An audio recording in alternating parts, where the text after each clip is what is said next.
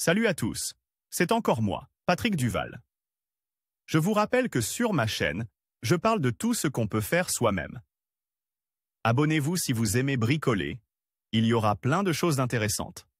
Et maintenant, passons directement au sujet de cette vidéo. Le rayonnement infrarouge ne chauffe pas l'air, mais les objets environnants.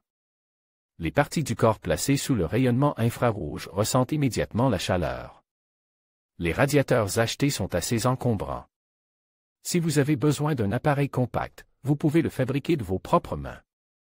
Matériaux: lampe à incandescence linéaire R7S de 400 watts chacune, 5 pièces, socle de lampe R7S avec support, 5 ensemble. Boîte à bonbons en fer blanc, fil, thermostat, interrupteur, régulateur de puissance ou capteur tactile avec commutation de puissance. Vis, écrou, boîte de montage, bande de camouflage.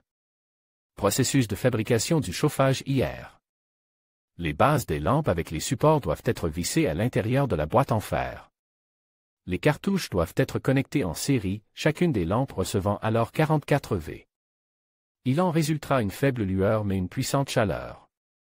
Les cartouches sont vissées à l'intérieur de la boîte, leur torsion est isolée par une gaine thermoretractable.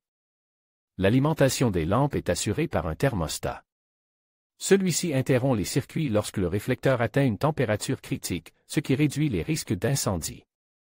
Il est également judicieux d'installer un interrupteur à bouton poussoir sur le boîtier. Pour régler le chauffage, vous pouvez utiliser un régulateur provenant d'une Bolgarka ou d'une fraiseuse. Pour rendre le chauffage plus high-tech, vous pouvez installer un capteur tactile. Son contact est relié au boîtier métallique. Ainsi, en touchant le boîtier, les lampes s'allument ou s'éteignent et le mode d'alimentation du chauffage est modifié. L'équipement électronique sélectionné pour le chauffage est installé dans un boîtier de montage qui doit être vissé à l'arrière du boîtier du chauffage. Pour améliorer l'apparence de l'appareil, un cadre découpe dans le couvercle de la boîte en fer blanc est installé.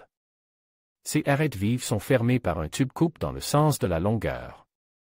Le boîtier lui-même peut être peint ou recouvert d'une bande de camouflage. Il est également souhaitable de placer une grille devant les lampes.